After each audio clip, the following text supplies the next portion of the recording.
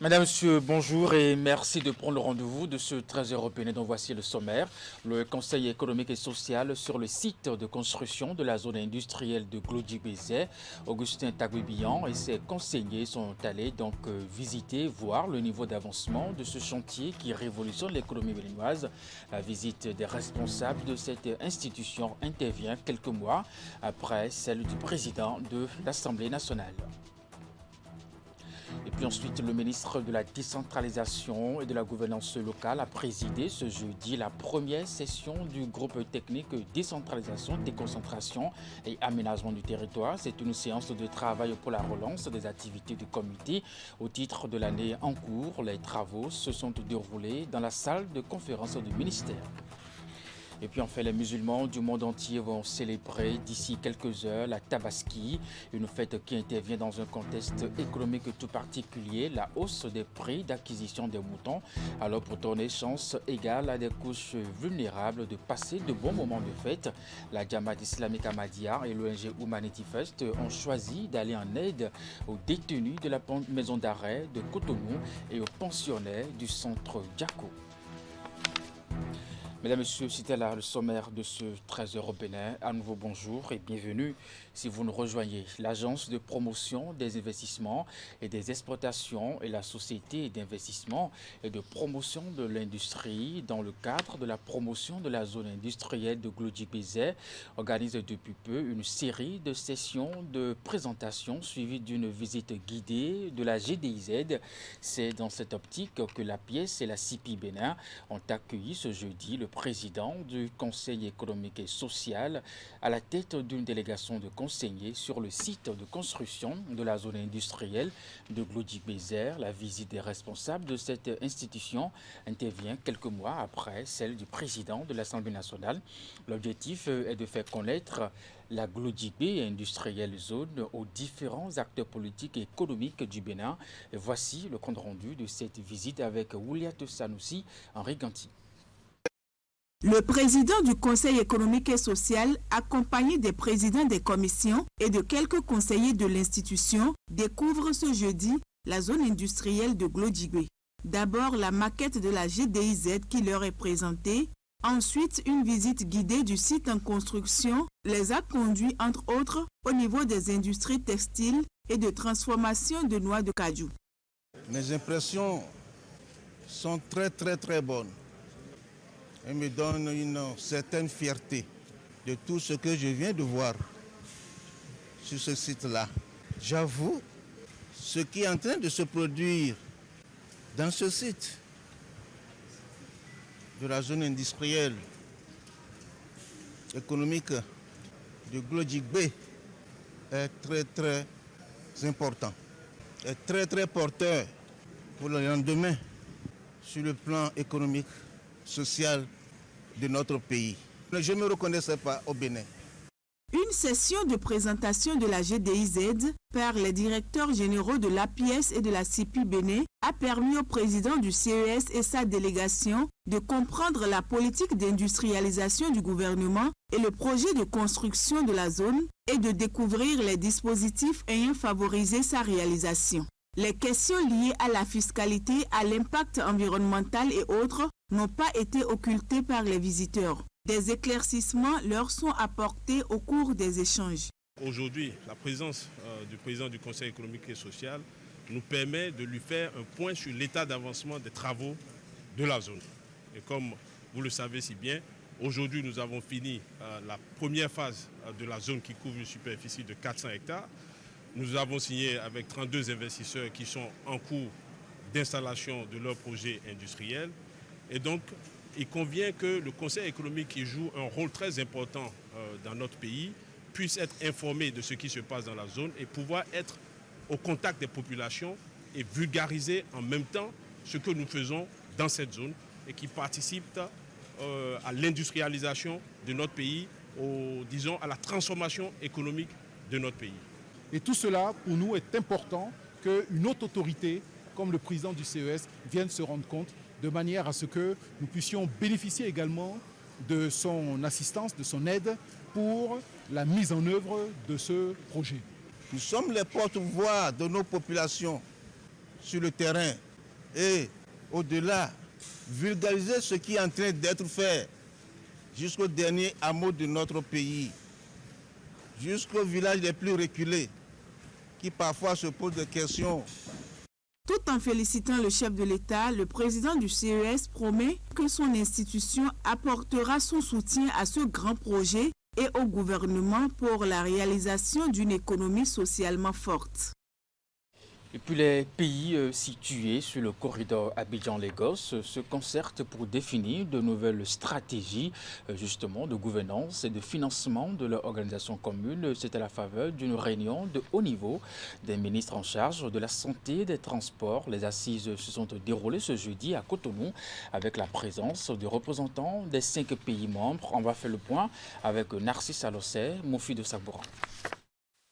Santé et mobilité restent toujours au cœur des préoccupations des gouvernants des pays situés sur le corridor Abidjan-Lagos. 3 ans après leur réunion de haut niveau tenue ici à Cotonou, les ministres de la Santé et des Transports de cette organisation se concertent encore pour évaluer leur coopération dans ces domaines. Une coopération dont les fruits sont déjà visibles.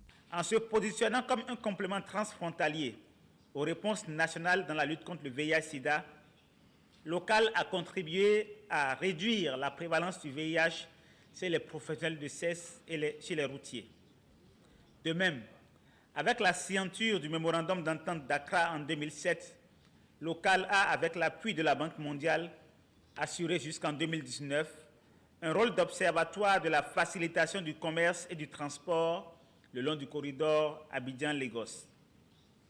Local a ainsi procédé à la collecte, l'analyse et la diffusion d'indicateurs, notamment la moyenne de temps de traversée des frontières des camions chargés de marchandises, le temps de séjour des marchandises dans les ports, le nombre de barrages routiers à chaque 100 km. À ces résultats, il faut ajouter la collecte électronique des données des accidents de la route à Cotonou.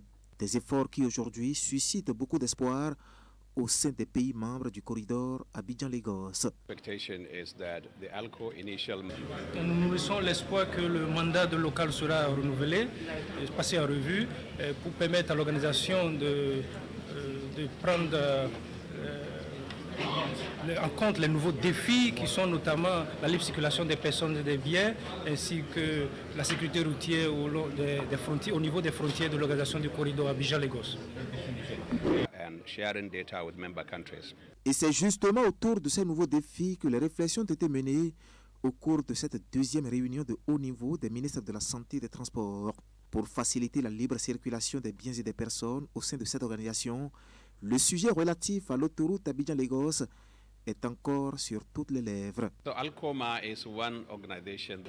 Ce n'est pas encore une réalité, l'autoroute Abidjan-Lagos, mais nous nourrissons l'espoir que sous peu, grâce aux bailleurs, ce sera une réalité, également à travers le nouveau mandat qui sera celui de l'organisation du corridor Abidjan-Lagos. Le projet fait partie d'un faisceau de propositions contenu dans un document de déclaration révisé qui sera soumis sous peu à l'appréciation des chefs d'État des pays membres.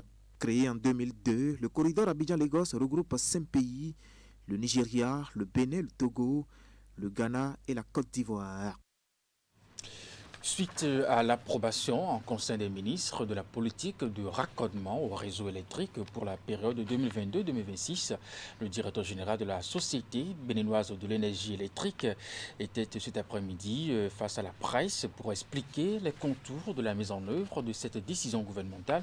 On retient en effet qu'il faudra débourser 20 000 francs CFA pour faire une demande de branchement en République du Bénin. Suivant ici les explications du DG de la SBE au micro de Teddy Goudalo, Rachidi Soubirou. La mise en œuvre quand même de ce projet-là va coûter une première évaluation 107 milliards au gouvernement parce que les frais de branchement, il faut quand même les supporter. Et ils seront dans un premier temps de 20 000 francs. Il faut savoir que dans le premier 10 000 francs, c'est une somme qui est requise pour Controlec, pour qu'ils puissent évaluer l'installation électrique de la maison. C'est très important pour éviter les courts-circuits, les incendies ou même les électrocutions. Donc cet investissement-là reste. Il existait dans le passé, il est aujourd'hui dans la politique. C'est le coût pour obtenir le visa technique de Controlec. Le reste du 10 000 francs, c'est le coût pour évidemment le branchement, la main-d'œuvre, et le tout va être associé pris dans les mesures compensatoires au niveau du coût d'investissement. On avait d'ailleurs anticipé cette chose-là en travaillant avec le ministère de l'Énergie et le ministre. Et depuis le mois de juin, on a un projet pilote dans la zone de l'Atlantique, dans 5 localités. Le réseau, dans certains endroits du pays, ne peut pas supporter un affluent de clients additionnels. Il y a là, vous connaissez très bien les problèmes de chute de tension, les problèmes de coupure. C'est parce qu'il y en a plusieurs réseaux qui ont 20, 30 ans, voire même 60 ans, qui sont besoin d'être mis aux normes. Donc, dans un premier temps, il y a un projet au niveau du gouvernement pour remettre les réseaux de moyenne tension au niveau. Ce projet, il s'appelle Amélioration du service à la clientèle et il coûte 197 milliards en termes d'investissement et il se fait sur 4 à 5 ans. Le deuxième point qu'il faut se rappeler, c'est que le réseau, à une certaine distance du réseau, on est obligé de faire une extension, rajouter des poteaux, rajouter des câbles. Parce que si on ne fait pas ça, les câbles vont être dangereusement trop bas et puis on connaît les problèmes d'électrocution, des dangers publics. Donc, ce qu'il faut vraiment faire, c'est regarder que les premières populations, la première phase, doivent être dans un réseau qui est normalisé, qui est en bonne santé, je veux dire santé technique, et dont la maison pour le branchement est aux alentours de 40 mètres ou moins. Ces populations-là vont pouvoir bénéficier très rapidement de ce projet-là. En ce moment même, il y a des instructions qui vont être données aux directions commerciales. Et il y a 39 agences au Bénin. Ils vont recevoir des instructions, quoi dire et comment bien recevoir les gens pour bien leur expliquer. D'ailleurs, je rappellerai là-dessus que c'est vraiment à travers les agences de la SBE que les clients peuvent se rapprocher et faire la demande de branchement. On va pouvoir aussi, à ce moment-là, les renseigner s'ils sont éligibles dans un premier temps. C'est-à-dire que, comme je disais, le réseau est stable, pas de chute de tension importante, et ils sont à 40 mètres ou moins du réseau.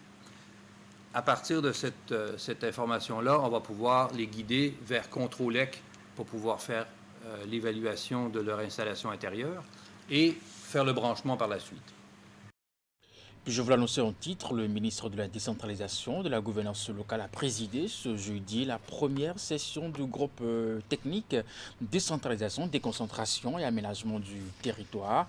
C'est une séance de travail pour la relance des activités du comité au titre de l'année en cours. Les travaux se sont déroulés dans la salle de conférence du ministère Ali Moumouni, Henri Ganti. Voici le cadre de concertation du ministère de la décentralisation, ses partenaires techniques et financiers et la société civile. Le groupe technique décentralisation, déconcentration et aménagement du territoire, GT2-DAT, tient sa première session au titre de l'année 2022. Il s'agit d'une rencontre pour la relance de ses activités. On est vraiment très heureux que cette rencontre puisse se faire aujourd'hui dans un moment où beaucoup de choses se passent, beaucoup de changements. On est dans une réforme.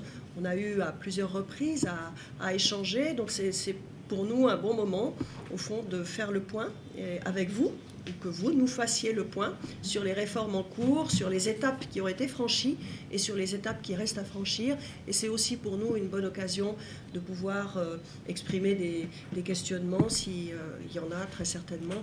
Les échanges au sein de l'espace de dialogue GT2-DAT visent principalement l'amélioration des conditions de vie des populations à travers le développement des communes du Bénin. Cette première session de notre cadre de concertation, qu'est le groupe technique décentralisation, déconcentration et aménagement du territoire, se tient dans un contexte principalement marqué par la mise en œuvre de l'une des réformes phares du programme d'action du gouvernement 2, avec déjà pour résultat, sur la base des dispositions du protocole d'accord de partenariat gouvernement-commune, premièrement, le transfert de ressources humaines compétentes et deuxièmement, la mise à disposition de moyens conséquents en appui aux efforts consentis par nos collectivités territoriales.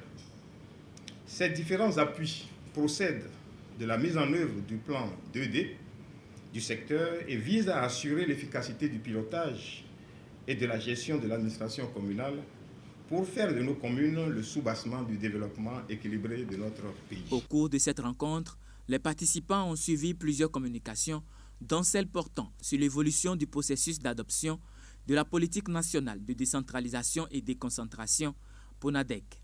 Ces assises permettront de faire des propositions pour une gouvernance transparente des collectivités territoriales.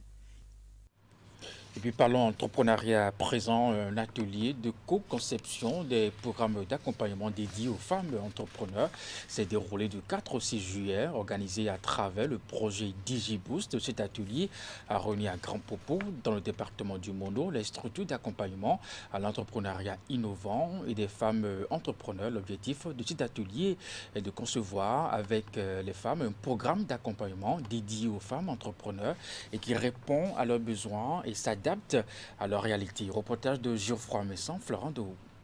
Bonne nouvelle pour les femmes entrepreneurs. Grâce à cet atelier qui s'est déroulé sur 3 jours à la station balnéaire de Grand Popo, elles ont désormais à portée de main des programmes d'accompagnement, des programmes fruits d'une co-conception. Cette rencontre qui a réuni plusieurs structures d'accompagnement à l'entrepreneuriat innovant, SAEI, est venue répondre aux besoins des femmes entrepreneurs et s'adapte à leur réalité. L'atelier est organisé au titre du projet DigiBoost. Ce programme de DigiBoost qui consiste à élaborer le plan d'accompagnement des SAEI aux femmes entrepreneurs. Moi, je trouve que c'est un très bon programme. Et ce que j'ai beaucoup plus apprécié est qu'on nous a impliqué, nos femmes entrepreneurs, à la construction de ce programme d'accompagnement. Nous avons davantage reçu des informations sur les spécificités d'un programme qui s'adapte aux femmes et qui font de ces femmes peut-être des chefs d'entreprise, sûrement des capitaines d'industrie de demain.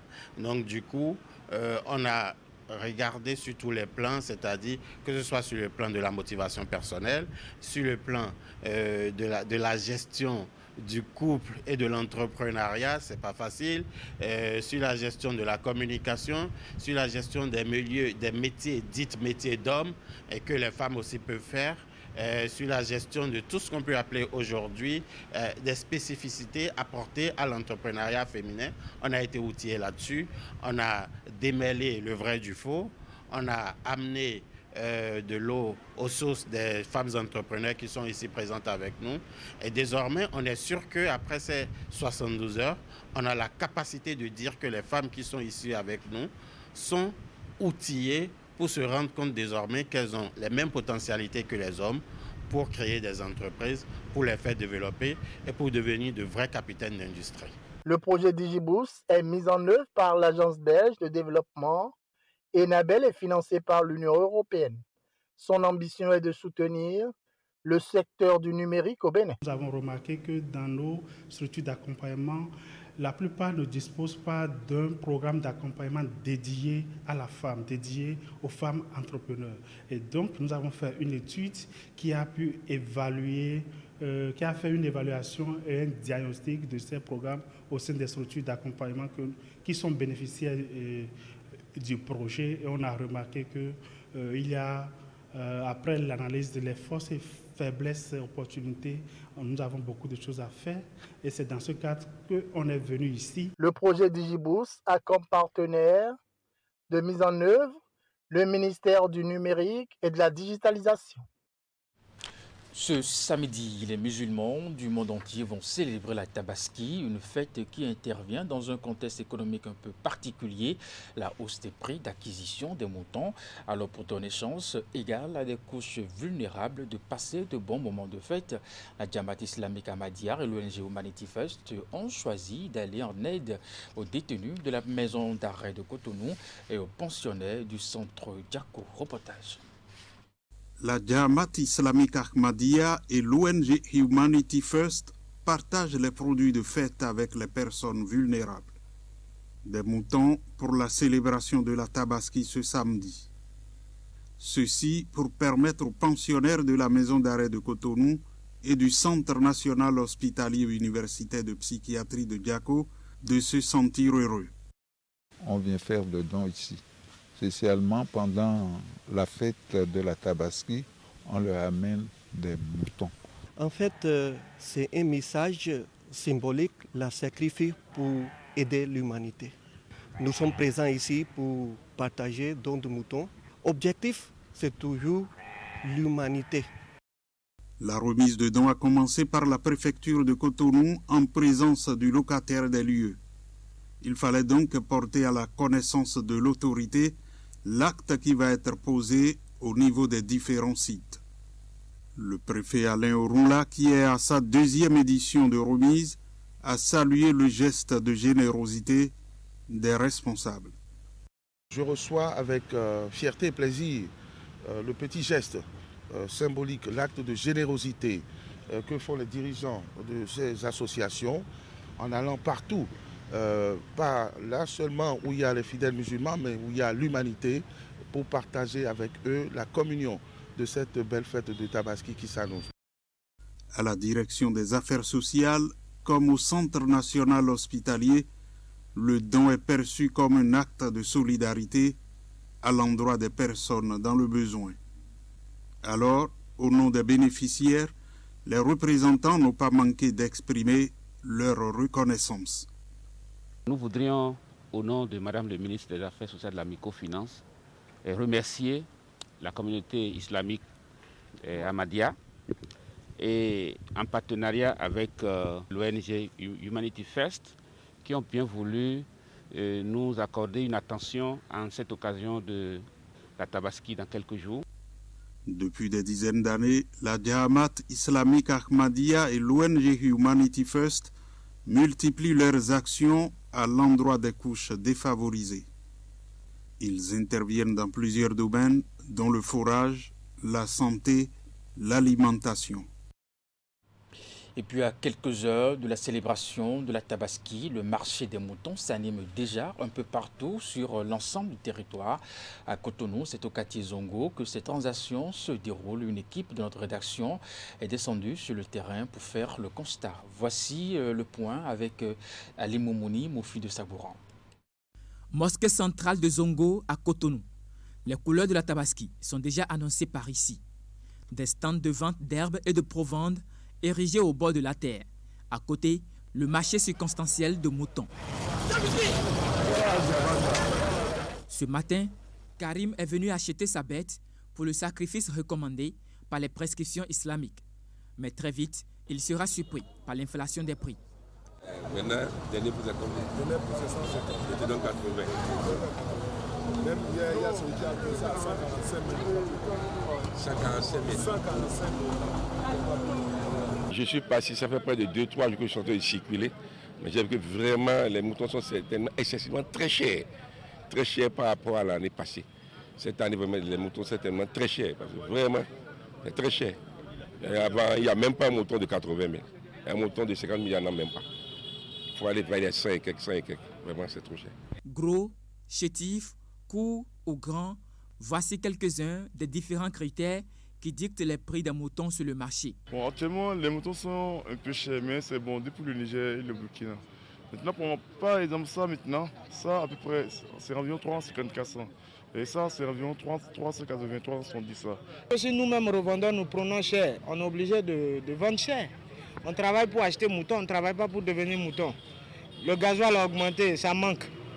Les importations, ça pose problème parce que l'affaire de djihadis, c'est tout compliqué. Donc c'est pour ça les moutons varient de prix de 90 jusqu'à 200, 200 et quelques.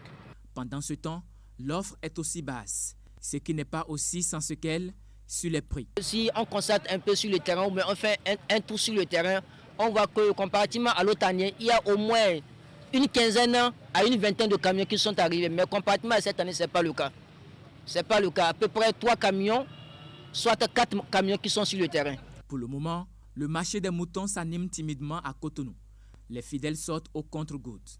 Une situation qui, à 48 heures de la Tabaski, ne surprend pas les revendeurs. La Tabaski, c'est pas forcé. Mais Dieu a dit que si tu as les moyens, Inch'Allah, il faut payer. Et on fait des choses à cause de Dieu. Mais on sait qu'Inch'Allah, d'ici demain, les clients vont en sortir. Actuellement, d'abord, les marchés ne sont pas encore au taux d'élévation parce que ça commence du vendredi, la veille, avant la veille.